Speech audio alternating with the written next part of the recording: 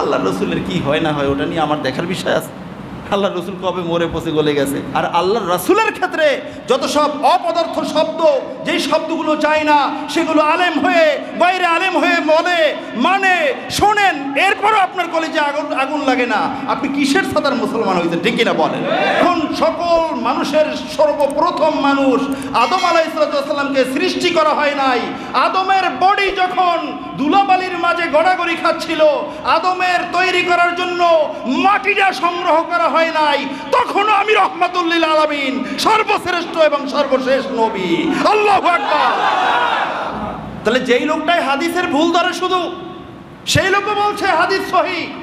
আমি আমার নিজের কানে শুনেছি রাসূলুল্লাহ সাল্লাল্লাহু আলাইহি ওয়াসাল্লাম মোবারক জবানে বলেছেন, ইন্নী আব্দুল্লাহ ওয়া খাতামুন নবিয়্যিন, আমি আল্লাহর গোলাম এবং আমি সর্বশেষ নবী। বলুন না সুবহানাল্লাহ।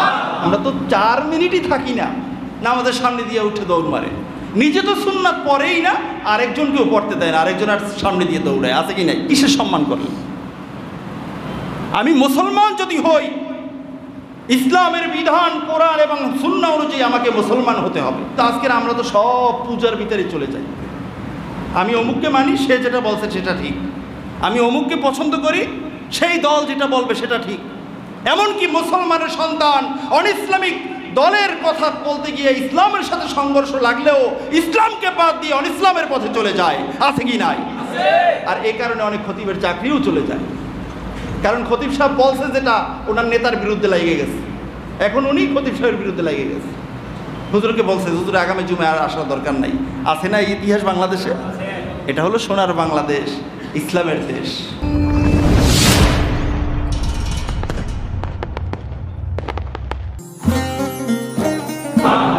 হাদিসে এসেছে, খানায় কাবাকে দেখলে শুধু দেখার কারণে কোনো মুখে কিচ্ছু পড়বেন না, শুধু চোখ দিয়ে দেখবেন, আপনার উপরে আল্লাহ তাআলার 20টি রহমত নাজিল হবে। বলুন সুবহানাল্লাহ।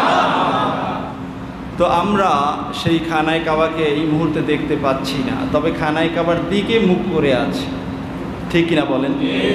তো প্রত্যেকটা মুসলমান, চাই সে নামাজি হোক, চাই সে বেনামাজি হোক, চাই সে ধর্মকর্ম কম করুক আর বেশি করুক, প্রত্যেকের মনে কিন্তু একটা টান থাকে যে কোনোদিন যদি খানায় কাবায় যেতে পারতাম, 2 নয়ন ভরে দেখতাম, ঠিক কিনা বলেন?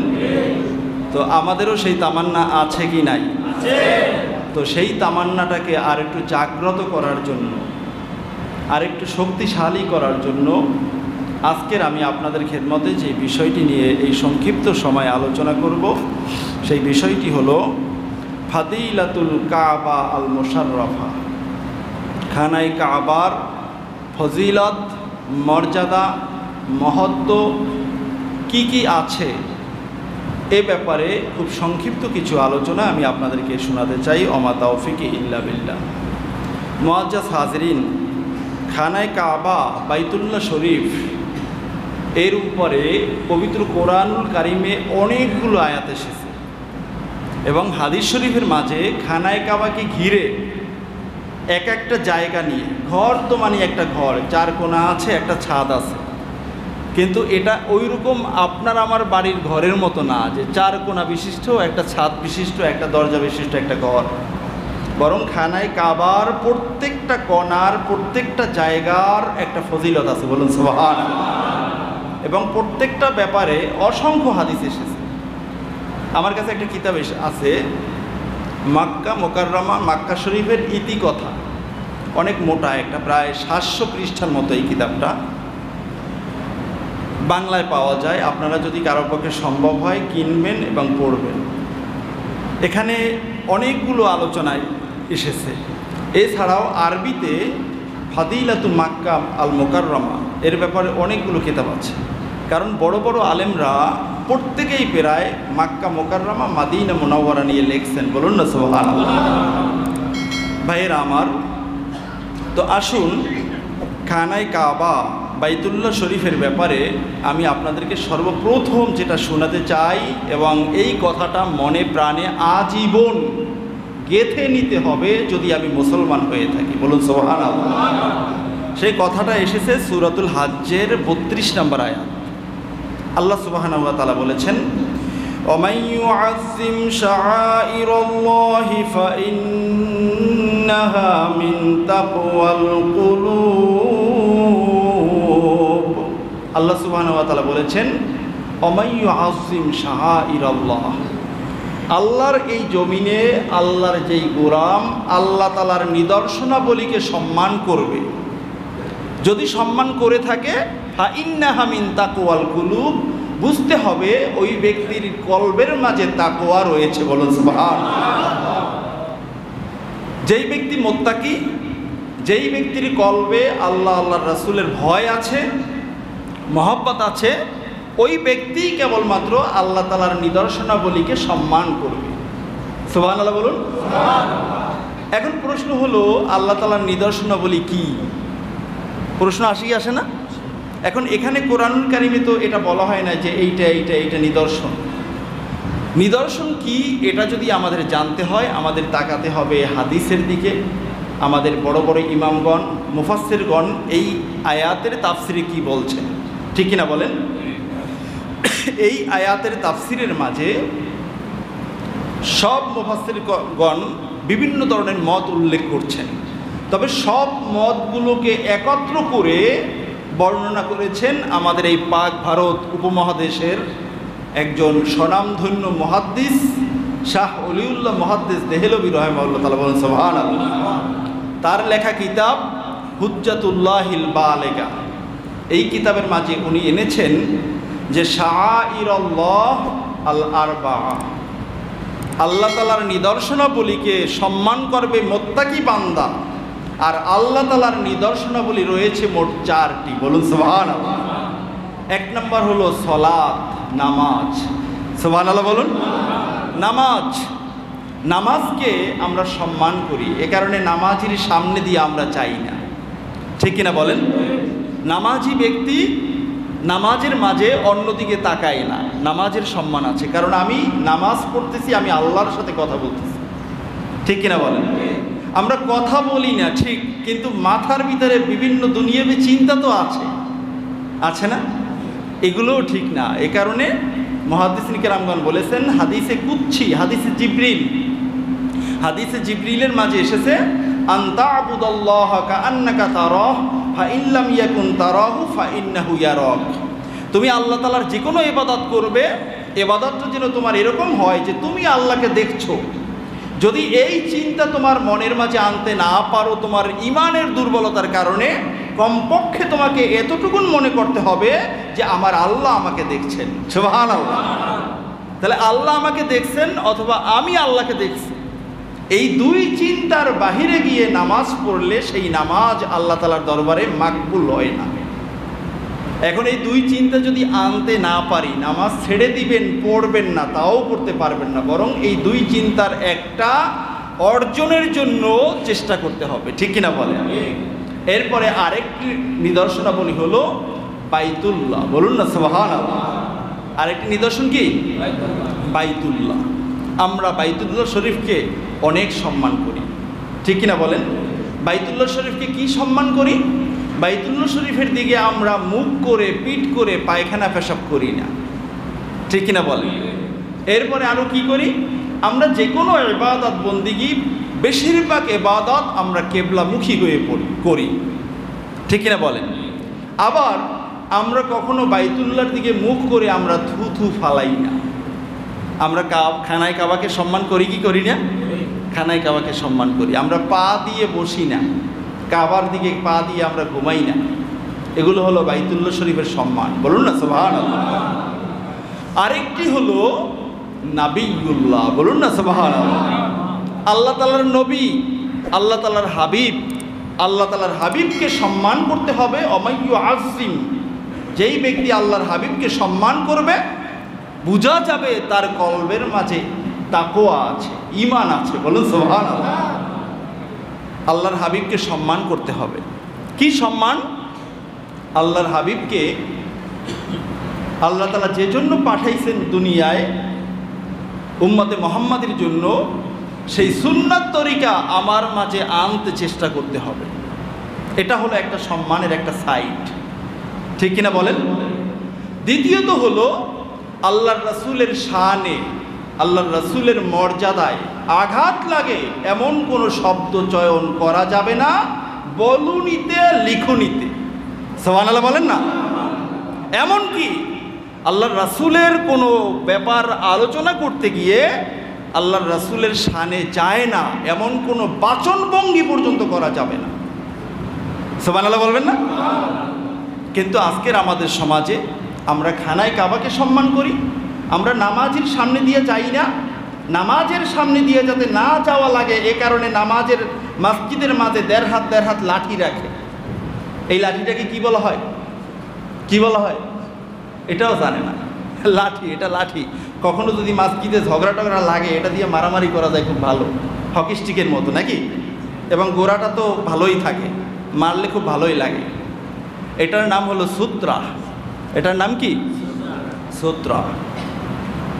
রাসূলুল্লাহ সাল্লাল্লাহু আলাইহি ওয়াসাল্লামের হাদিস, তোমরা যদি জানতে নামাজের সামনে দিয়ে অতিক্রম করলে কি গুনাহ হবে তোমরা 40 পর্যন্ত অপেক্ষমান থাকতে। বলুন না সুবহানাল্লাহ।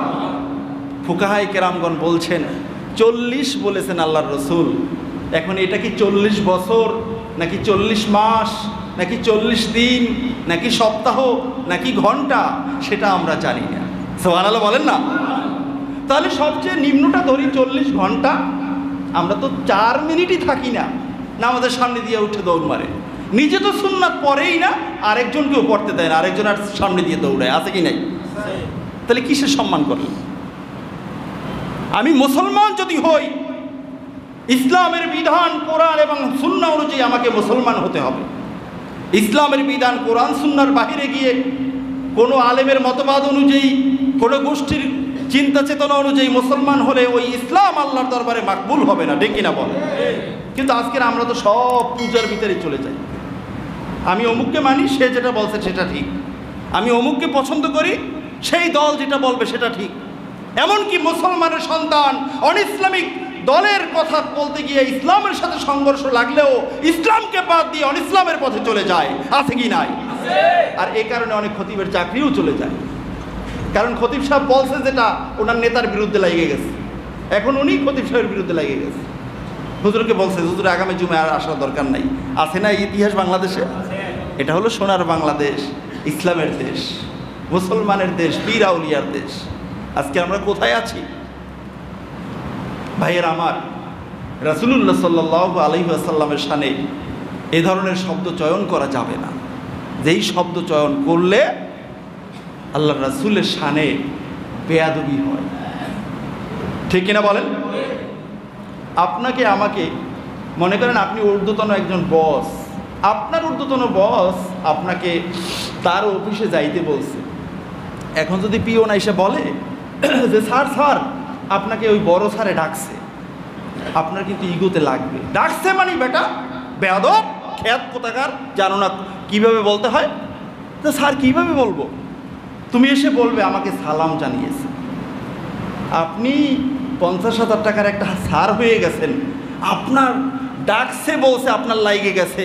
আর আল্লাহর রাসূলের ক্ষেত্রে যত সব অপদার্থ শব্দ, যেই শব্দগুলো চাই না সেগুলো আলেম হয়ে বাইরে আলেম হয়ে বলে, মানে শোনেন, এরপরও আপনার কলেজে আগুন লাগে না। আপনি কিসের সাদার মুসলমান হয়েছেন, ঠিক কিনা বলেন? আছে না বর্তমানে? কি বলেন তো? বর্তমানে একটা নিয়ে খুব চলতেছে, বলেন তো কি? আপনারা জানেন না? অনেক জায়গাতে বলছে, অনেকেই বলছে, তো জানেন, তলে তলে জানেন, কিন্তু আসলে অতটা কান দেন না। কারণ আপনি আছেন ব্যবসা বাণিজ্য, আল্লাহ রসুলের কি হয় না হয় ওটা নিয়ে আমার দেখার বিষয় আছে। আল্লাহ রসুল কবে মরে পচে গলে গেছে এই চিন্তাই নামি আছে। নাউজুবিল্লাহ বলবেন না? একজন মুসলমান হিসেবে আল্লাহর রসুল, কোরআন, সুন্নাহ, ইসলামের যে কোনো ব্যাপারে যদি কেউ কথা বলে তার কলিজায় আগুন লাগা দরকার হয় আমার জীবন দিয়ে দিব, তারপরে ইসলামের বিরুদ্ধে কোনো কথা আমি মানবো না, ঠিক কিনা বলে? এমনটাই তো হওয়া উচিত ছিল। বন্ধুরা আমার, আল্লাহর রাসূল 40 বছরের আগে নবী ছিলেন না। নাউজুবিল্লাহ বলবেন না? এখন এই কথাটা তো বাইপাস মসজিদের খতিব সাহেবের বলার দরকার নাই। ছিলেন কি ছিলেন না এটা খানায় কাবার খতিবের মুখ থেকে শোনার দরকার নাই। ছিলেন কি ছিলেন না 40 বছর আগে নবী এটা তথাকথিত কোনো ইমামদের পক্ষ থেকে শোনার দরকার নাই। কোরআনে কি আছে, হাদিসে কি আছে, কোরআন সাপোর্ট করে কি না। কোনো নবী 40 বছরের আগেও নবী ছিলেন, তাহলে আমি মুসলমান হিসাবে আমি আল্লাহর কথা মানব, তাতে আমার খতিবের কথা 1 কোটি বার আমি তালাক দিয়ে দেব, কিচ্ছু আসে আর যায় না, ঠিক কিনা বল। কিন্তু আজকের বললে আপনারাই বলবেন হুজুররা কাদা ছোড়াছুরি করে। হুজুররা কিসের কাদা ছোড়াছুরি করে? সব সামাজিকতা আপনাদের ভিতরে ঢুকছে। হুজুররা কিচ্ছু জানেন, এরা কাঠ মোল্লা, এরা হলো মৌলবী, এরা ঘোড়ার ঘাস কাটে সারাদিন। আজকের আলেম সমাজ, আজকের সত্য কথা বললে এক শ্রেণীর গয়রে আলেম, জীবনে কোনোদিন মাদ্রাসায় যায় নাই, মাদ্রাসা বানান করতে পারে না, তারা এটা নিয়ে সমালোচনা করে। আজকে কি নাই ভাইয়ের আমার? যার মুখে যেই কথা সাজে তাকেই সেই কথা বলতে হবে। সে ছাড়া যদি অন্য কেউ এই কথা নিয়ে বিভিন্ন ধরনের সমালোচনা করে, তাহলে সমাজটা দুর্গন্ধযুক্ত হয়ে যাবে, কোনো সন্দেহ নাই, ঠিক কিনা বলে। তবে বন্ধুরা আমার, আমি পার্সোনালভাবে আমি আপনাদেরকে প্রায় বলি, আমি একজন টিচার, আমি ক্লাসেও অনেক সময় কথা বলি, ক্লাসের ছাত্রদের থেকে জেনেও আমি বলি, কিন্তু কাকে বলছি সেই জানে, সে সংশোধন হয়ে যায়। আমি কখনো নাম বলি না। আমি আপনাদেরকে এই ব্যাপারে আল্লাহ রাসূল কি বলছেন, আমি একটা বর্ণনা আমি আপনাদেরকে শোনাবো। বর্ণনাটা এসেছে যেই কিতাবে, ওই কিতাবটা লেখা হয়েছে, সংকলন হয়েছে আজ থেকে প্রায় 1100 বছর আগে। বলুন না সুবহানাল্লাহ। লিখেছেন, সংকলন করেছেন আল্লামা আবু বকর আল বাইহাকি রহিমাহুল্লাহ তাআলা। তৎকালীন সময়ের 350 হিজরির একজন প্রখ্যাত আলেম, অপ্রতিদ্বন্দ্বী আলেম, মুহাদ্দিস, মুফাসসির। ওনার লিখিত সারা পৃথিবী বিখ্যাত কিতাব দালাইলুন নবুওয়া ও আহওয়ালু ফি সিরাতিন সাহিবিশ শরিয়া, পুরা কিতাবের নামটা।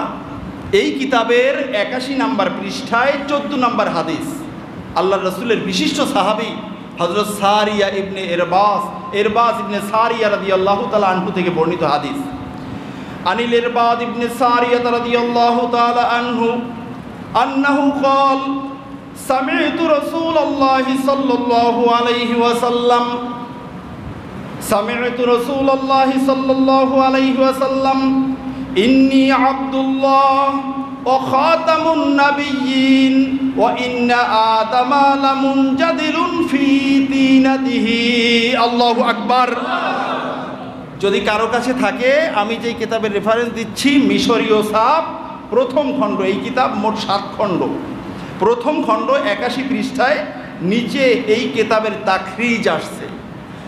এই কিতাব ছাড়াও আরও কোন কোন কিতাবে এই হাদিসখানা আসছে, কোন কোন হাদিসের ইমাম এই হাদিসের ব্যাপারে কি কি বলেছেন, এই হাদিস কি সহিহ নাকি দুর্বল নাকি বানানো নাকি কোন পর্যায়ে হাদিস, নিচে তাখরিজ আসছে।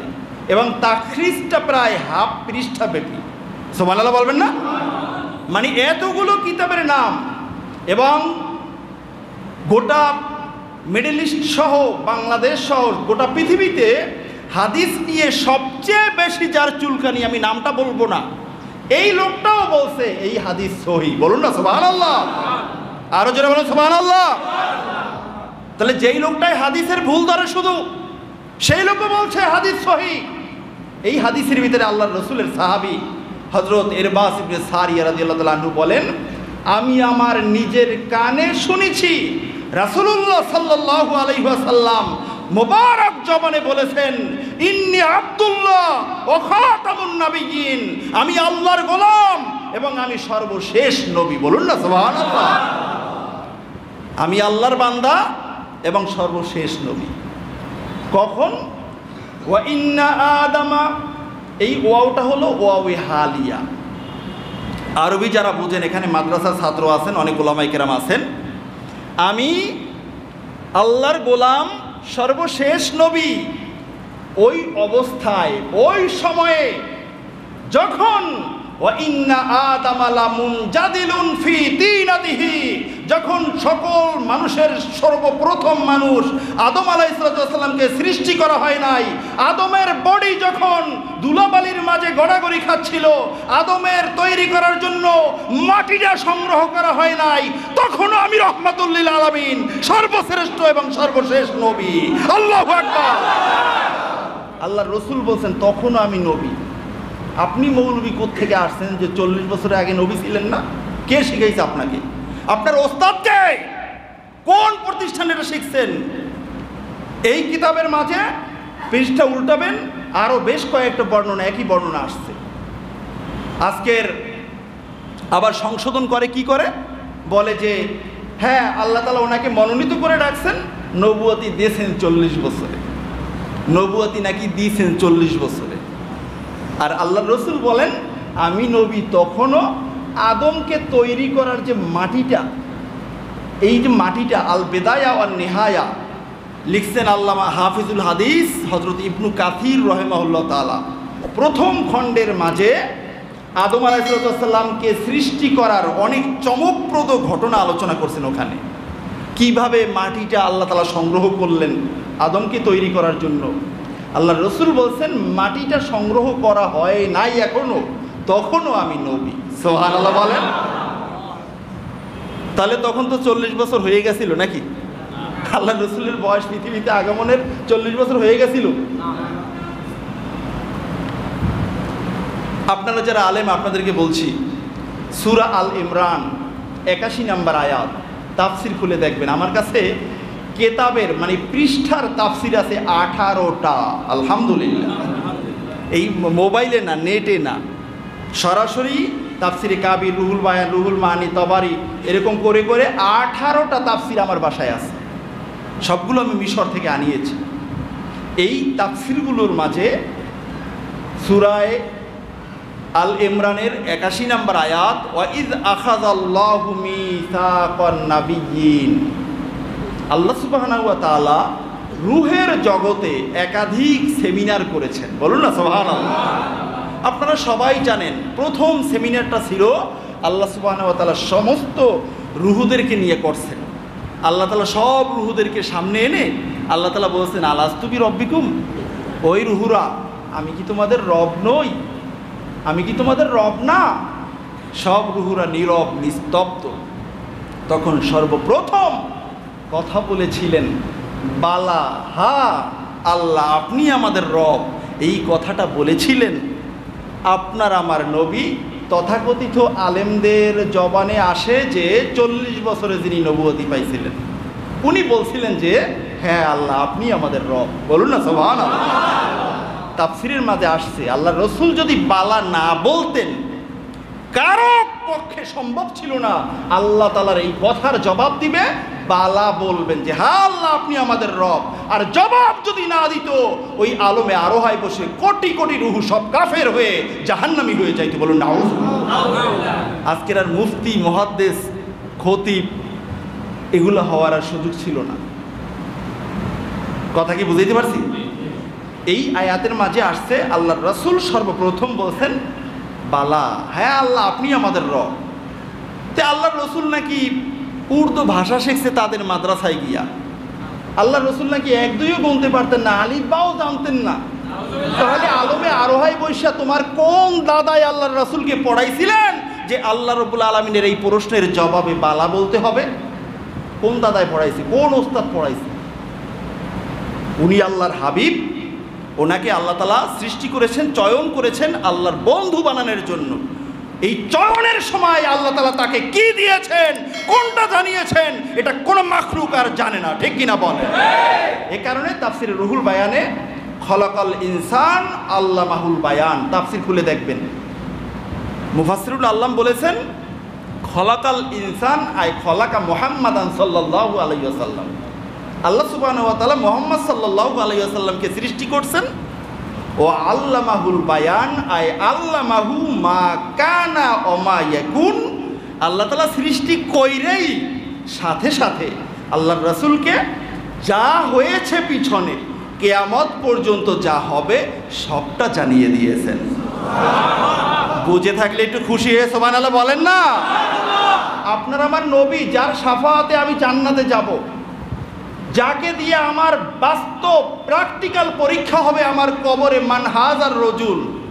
আল্লাহর রসুলের ক্ষেত্রে এত চুলকানি কেন, এত সংকীর্ণতা কেন? আপনার দলের নেতার বিরুদ্ধে বললো তো আমার চাকরি আজকেরই যাইবো না, আমি আগামী জুমার বাইপাস আসতে পারবো না। তো আল্লাহর রসুলের ক্ষেত্রে, যার জন্য আল্লাহ তাআলা আসমান জমি সব সৃষ্টি করেছেন, কিচ্ছু সৃষ্টি করতো না, এ কারণে শাহ ওলিউল্লাহ মুহাদ্দিস দেহলভী রাহিমাহুল্লাহ তাআলা ওনার মাদারিজুন নবুয়ার মাঝে উনি লেখছেন, আল্লাহর রসুলের একটা লকব আছে সাহিবুল আওলাক। বলুন না সুবহানাল্লাহ। সাহিবুল আওলাক মানে কি? হাবিব। আপনি যদি না হতেন, বাকি কথা আমি কোনো সৃষ্টি অস্তিত্বেই আনতাম না। বলুন না সুবহানাল্লাহ। আপনি হলেন সাহিবুল আওলাক। আপনি যদি না হতেন, আল্লাহ বলছেন আপনি যদি না হতেন তাহলে আর কিচ্ছু হতো না। বলুন না সুবহানাল্লাহ।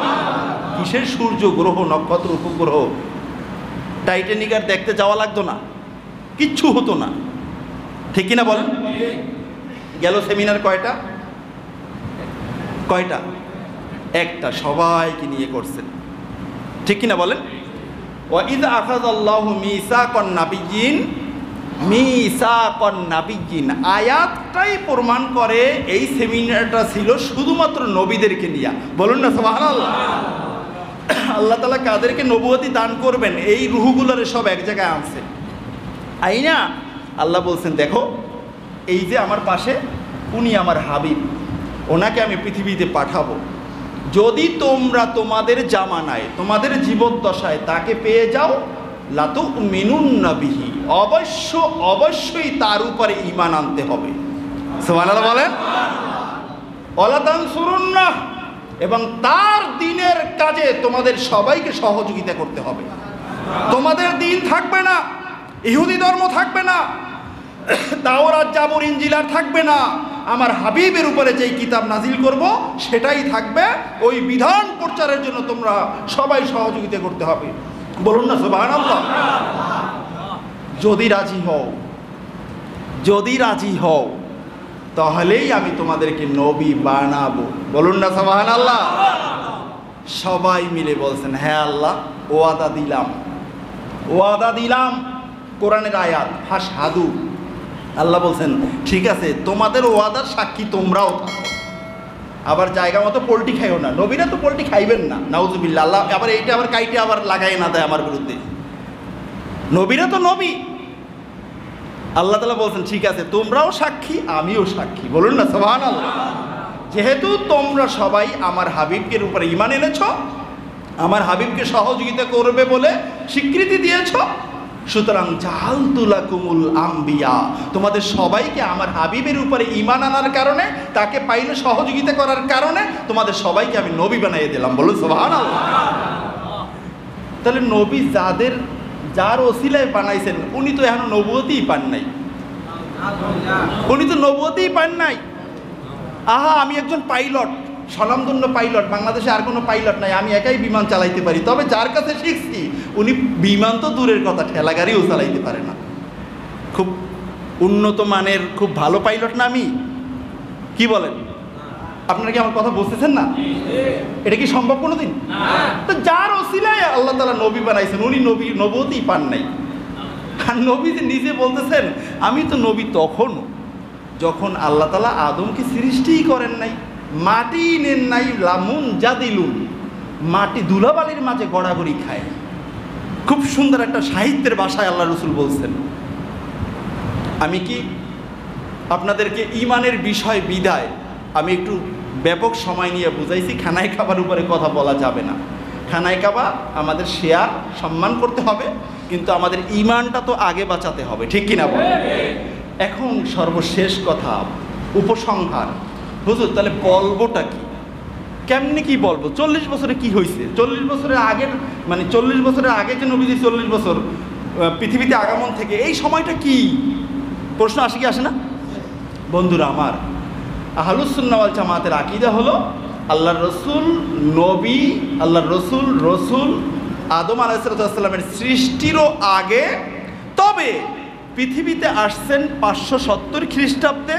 আসার পরে সময় কাটছে, আল্লাহ রসুল যে রসুল, আল্লাহ রসুল যে নবী, এই প্রকাশ এজহারটা হয়েছে 40 বছরের সময় দুনিয়াবাসীর কাছে। বলুন না সুবহানাল্লাহ। সহজ সমাধান না? সহজ সমাধান। মনে করেন এখানে ওই যে ফুটপাতে দোকান দেয়, কয়েকদিন পর পর মাইকিং করে যে এই দোকান চলবে না, সব উঠিয়ে দিতে হবে, এরকম বলে না? বা ওই ঔষধের ফার্মেসিতে অনেক সময় ম্যাজিস্ট্রেট আসে না, এখন আইসা সর্বপ্রথম আইসা বলে আপনার কাছে অমুক ঔষধ আছে, অমুক ঔষধ আছে, কয় আছে আছে, দেওয়ার পরে এখন উনি বলতেছেন যে কিরে এই ওষুধ বিক্রি করো কেন, এটা তো নিষেধ। এখনকার আপনি না চাইলেন, আপনি আবার পাটলেন, কি পাইছেন বাগেন মেয়া। আস্তে ওনার পকেট থেকে কার্ডটা বাইর করছে, দেখো আমি কে। দেখে কি রে, বাপ রে, তো ম্যাজিস্ট্রেট। দোকানদারের পায়জামা গরম হয়ে যাইব না? তো উনি যখন দোকানে ঢুকছেন তখন কি ম্যাজিস্ট্রেট ছিলেন নাকি ঠেলাগাড়ি রিক্সাওয়ালা ছিলেন? একটু সবাই বুঝে থাকলে বলেন। ম্যাজিস্ট্রেট ছিলেন না, কিন্তু প্রকাশটা করছে কখন? 10-15 মিনিট পরে, ঠিক কিনা বলেন? সেই আল্লাহর রসুল, আগেও নবী, আল্লাহর হাবিব, প্রকাশটা পাইছে দুনিয়ার মানুষ, আবু জাহেলরা, আবু বকর রাদিয়াল্লাহু তাআলা আনহু, সাহাবা ইকরাম, সমস্ত মাখলুকত এটা জানতেন। মানুষের মাখলুকত বললে আবার একটু ভুল হয় এখানে, কারণ আল্লাহ রসুল এই নবুয়তের এজাহারের আগে রাস্তা দিয়ে হাঁটতেন আর গাছ পাথর আল্লাহর রসুলকে সালাম দিতেন, আসসালাতু আসসালামু আলাইকা ইয়া রাসূলুল্লাহ। সুবহানাল্লাহ বলেন না? ইয়া রাসূলুল্লাহ, গাছে পাথরে জানে উনি রাসূল। ওই যে বুহাইরা পাদ্রী বলে যে এইখান থেকে যাইতেছিল, সব গাছগুলো সাজদা করতেছে, আমি তো তাওরাত পড়ে পেয়েছি এই গাছেরা, এই পাথরেরা, এই মাখলুকাত কোনো নবী ছাড়া কাউকে সাজদা করে না। বলুন না সুবহানাল্লাহ। উনি নবী, কেউ জানে না, প্রকাশ হয়েছে 40 বছরের সময়, ঠিক কিনা বলেন? তাহলে কি আমি কথাটা বুঝাইতে পারলাম? কষ্ট পাইছেন? কষ্ট পাইলে আমার কথা মানার দরকার নেই। আমি কি নাম বলছি? কারো নাম বলছি? কারো নাম বলা আমার অভ্যাস নেই। এবং যদি কারো না গায়ে টাইনে নেন তাহলে ওই হাঁস চুরির গল্পের মতোই, হাঁস যে চুরি করছে তার মাথায় এখনো পশম দেখা যায়, ঠিক কিনা বলেন? ভাইয়ের আমার, ইমানকে হেফাজত করতে হবে। শেষ জামানায় আমরা আসছি, অযথা কথাবার্তা বলে ইমান নষ্ট করে আমার দলকে চাঙ্গা করতে, আমার হুজুরের ফলোয়ার বাড়াইতে, আমার হুজুরের আরও বেশি সুনাম কুড়াইতে আল্লাহ রসুলের গোশতাকি করার কোনো দরকার নাই, ঠিক কিনা বলেন? আল্লাহ রাব্বুল আলামিন এটাই বলছেন, আশিদ্দাহু মালাল কুফার রুহামাউ বাইনাহুম। সুবহানাল্লাহ বলেন না? এটা আবার বিশাল ওয়াজ। যাই হোক বন্ধুরা আমার, সময় একেবারেই শেষ। খানায় কাবা মুসলিম জাতির ইবাদতের একটা দিক, এবং এটা হলো অমাইয়ু আজিম শাআইর আল্লাহ, আল্লাহ তাআলার পক্ষ থেকে নিদর্শন। বলুন না সুবহানাল্লাহ। পৃথিবীতে ঐতিহাসিকরা বলেছেন, মুফাসসিরের কেরাম তাফসিরের মাঝে বলেছেন, এই গোটা পৃথিবীটা ছিল পানি, সাগর। আল্লাহ সুবহানাহু ওয়া তাআলা সর্বপ্রথম মাটি তৈরি করবেন, ইচ্ছা করছেন। মাটি তৈরি শুরু হয়েছে খানায় কাবার নিচের যে অংশটা, এই অংশ থেকে। বলুন না সুবহানাল্লাহ। এই কারণে মক্কা মুকাররমার অপর একটা নাম হলো উম্মুল কুরা। নাম কি বলেন? উম্মুল কোরা। কোরা করিয়াতুনের জমা। করিয়াতুন মানে হলো গ্রাম, অঞ্চল। পৃথিবীতে যত গ্রাম, অঞ্চল, ভূখণ্ড রয়েছে, সব ভূখণ্ডের মা হলো মক্কা আল মুকাররমা। বলুন না সুবহানাল্লাহ। খানায় কাবার নিচের মাটিটা সর্বপ্রথম তৈরি হয়েছে। এ কারণে এই খানায় কাবাকে ঘিরে আল্লাহ সুবহানাহু ওয়া তাআলা ইসলামের প্রচার প্রসার করেছেন। কারণ আল্লাহ সুবহানাহু ওয়া তাআলা ইসলাম গোটা পৃথিবীতে ছড়াইয়ে দিবেন। এক কানায় দিলে, এক পাশে দিলে অপর পাশে যাইতে যাইতে দেরি হইব। এ কারণে আল্লাহ রাব্বুল আলামিন আল্লাহর হাবিব সাল্লাল্লাহু আলাইহি ওয়াসাল্লামকে উম্মুল কুরায় প্রেরণ করছেন। উম্মুল কুরায়, তাও মক্কা মুকাররমা কত বড়, এত বড় এলাকারও প্রান্তে না, খানায় কাবা থেকে একেবারেই কাছে, হয়তোবা 150 হাত বা তার চেয়ে একটু বেশি হবে। এখানেই আল্লাহর রসুলের পৃথিবীতে আগমনের জায়গা, অর্থাৎ মাউলুদুন নবী সাল্লাল্লাহু আলাইহি ওয়াসাল্লাম হযরত আমিনা রাদিয়াল্লাহু তাআলা আনহার ঘর। বলুন না সুবহানাল্লাহ। একেবারে খানায় কাবার পাশে আল্লাহ সুবহানাহু ওয়া তাআলা ইসলামের রাজধানী বানিয়ে দিয়েছেন মক্কা মুকাররমাকে। বলুন না সুবহানাল্লাহ। বাইতুল্লাহ শরীফকে ঘিরে এই বাইতুল্লাহ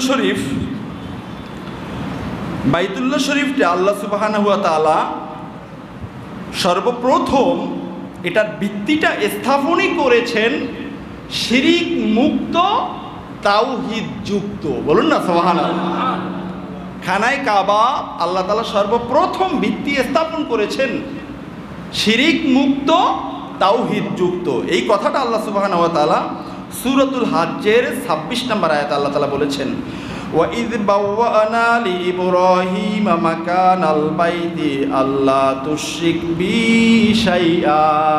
আল্লাহ বলেছেন, আমি যখনই খানায় কাবার জন্য জায়গাটা নির্ধারণ করে দিয়েছিলাম ইব্রাহিম আলাইহিস সালামকে, আমি তাকে নির্দেশ দিয়েছিলাম যে খানায় কাবা তৈরি করো, তবে আমি আল্লাহর সাথে কাউকে শরিক করা যাবে না।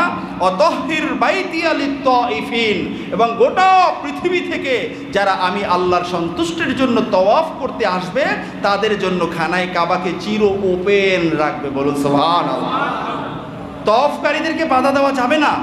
এবং ওয়াল কাইমিন, যারা দাঁড়িয়ে দাঁড়িয়ে নামাজ পড়বে নামাজিদেরকে খানায় কাবায় ঢুকতে বাধা দেওয়া যাবে না।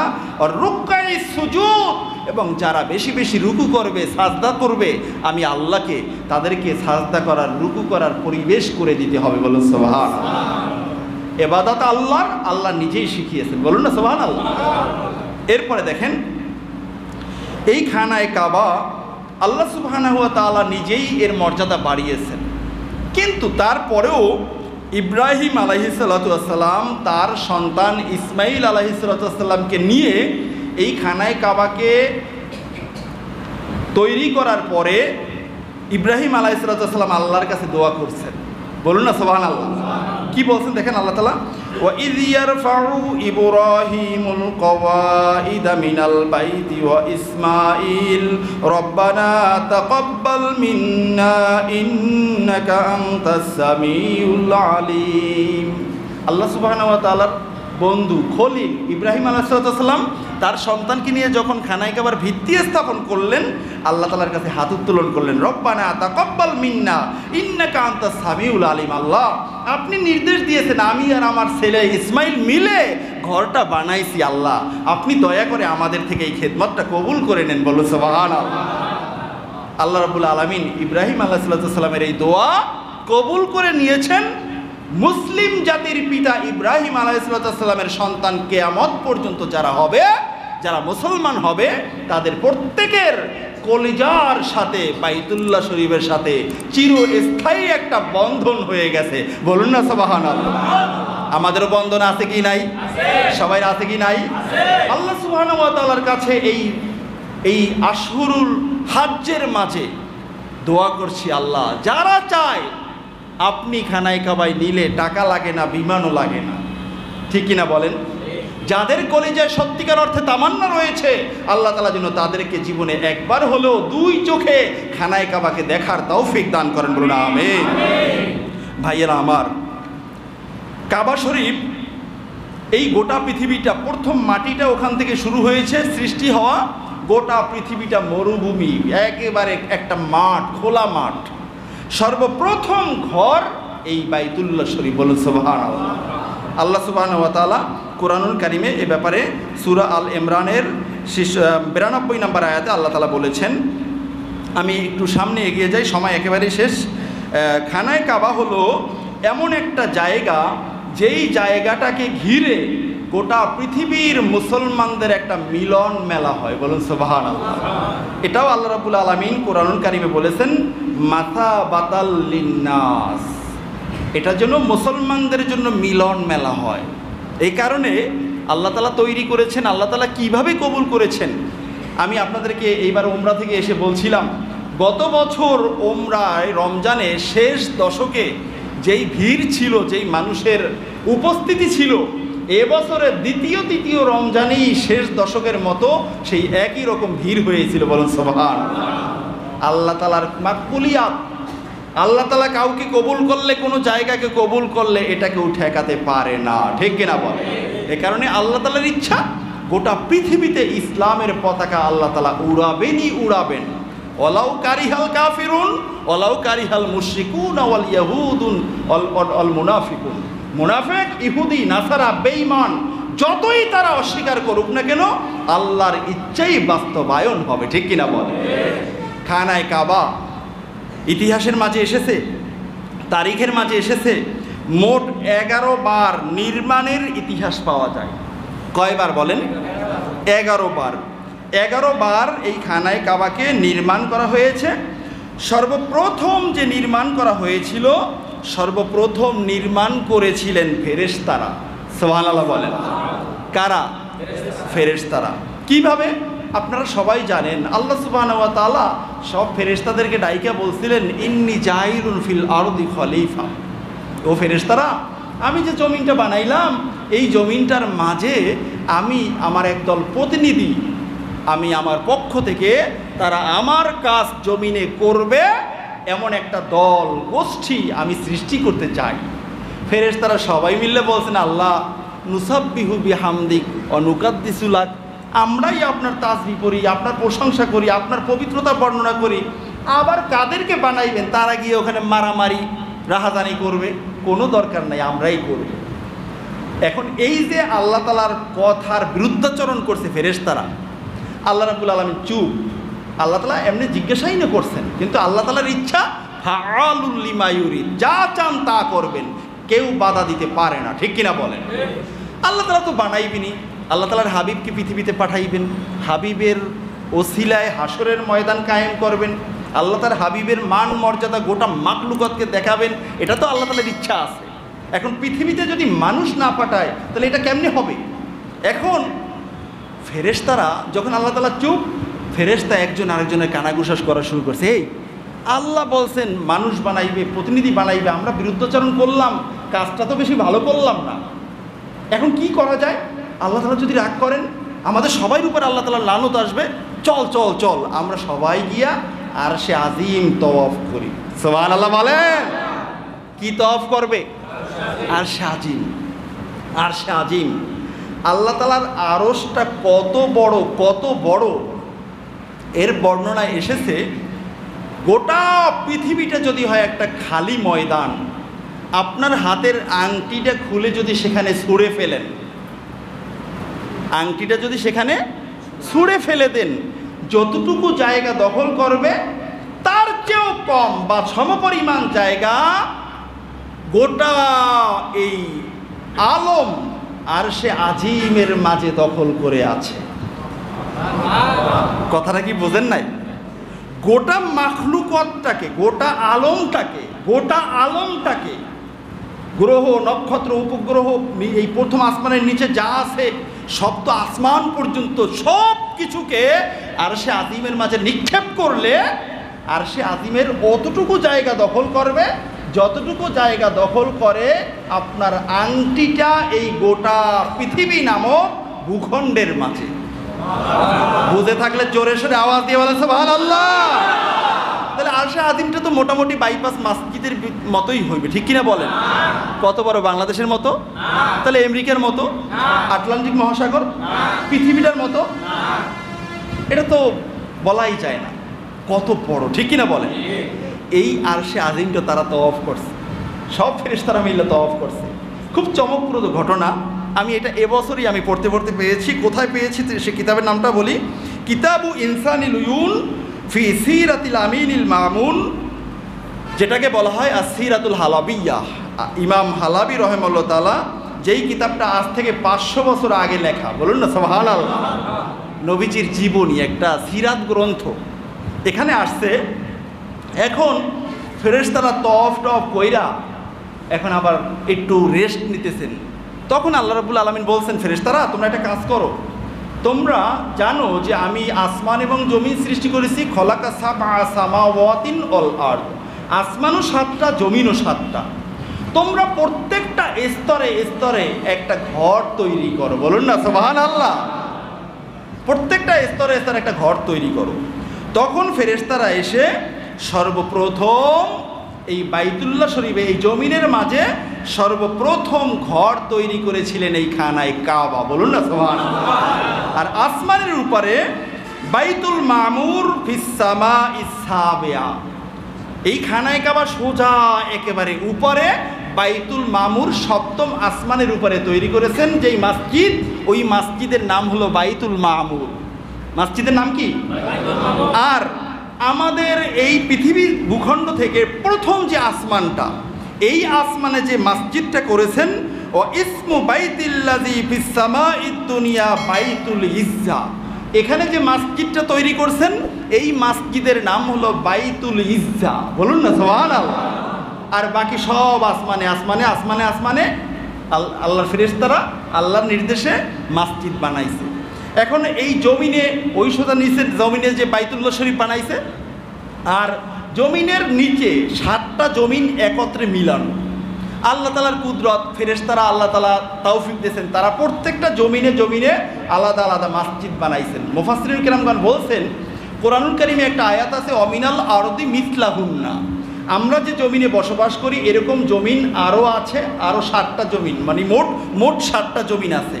এবং এখানে সবচেয়ে চমকপ্রদ একটা কথা বলছেন, সেটা হলো হতে পারে আমার আল্লাহ যে কত বড় কুদরতের মালিক সেটা আমরা জানি না, হতে পারে প্রত্যেকটা জমিনে আল্লাহ সুবহানাহু ওয়া তাআলা আমাদের নবীর মতো একজন নবী, সেই নবীর নাম মুহাম্মদ, আমাদের নবীর মতো একজন নবী, সেই নবীর নাম ইব্রাহিম, ঈসা, মূসা, নূহ, এ ধরনের করে প্রত্যেক জমিনে আল্লাহ তাআলা ওই জমিনে অবস্থানরত মাখলুকাতের জন্য নবী প্রেরণ করেছেন। বলুন না সুবহানাল্লাহ। আল্লাহর কুদরত আপনি বোঝেন না। সর্বশেষ যে ব্যক্তিকে জান্নাতটা দেওয়া হবে জাহান্নাম থেকে টেনে এনে, হাদিসে আল্লাহর রাসূল শুনিয়েছেন আমাদেরকে যে ওই ব্যক্তির জান্নাতের পরিধিটা হবে গোটা দুনিয়ার 10 গুণ। বলুন না সুবহানাল্লাহ।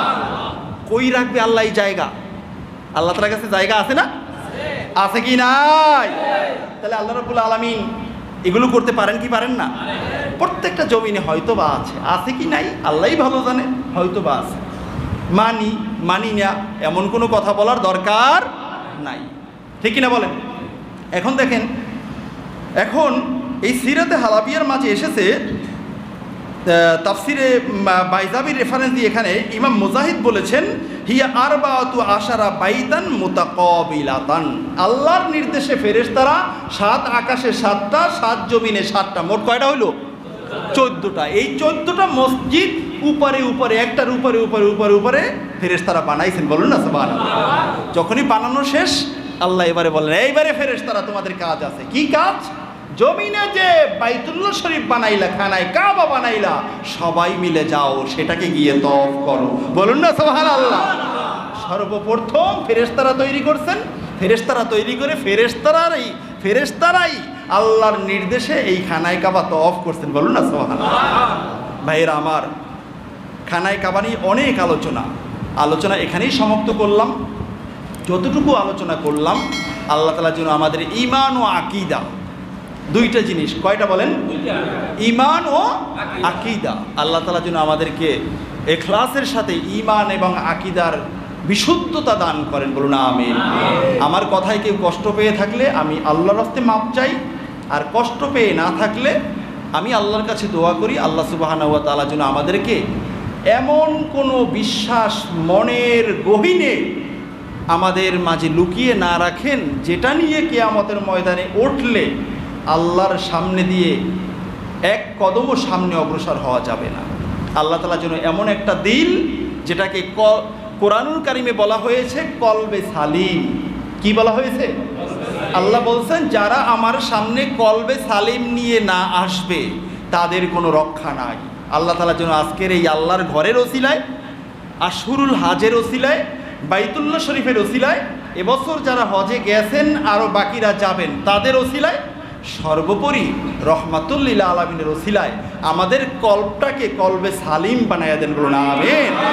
এবং যারা আমরা দায়ী ইলাল্লাহর কাজ করি আমাদের এই সোনার বাংলাদেশে, সে যে দলেরই হোক না কেন, আল্লাহ সুবহানাহু ওয়া তাআলা যেন সকলের মুখে আল্লাহ তাআলা যেন সহি কথাগুলো বের করার তৌফিক দান করেন। বলুন আমিন।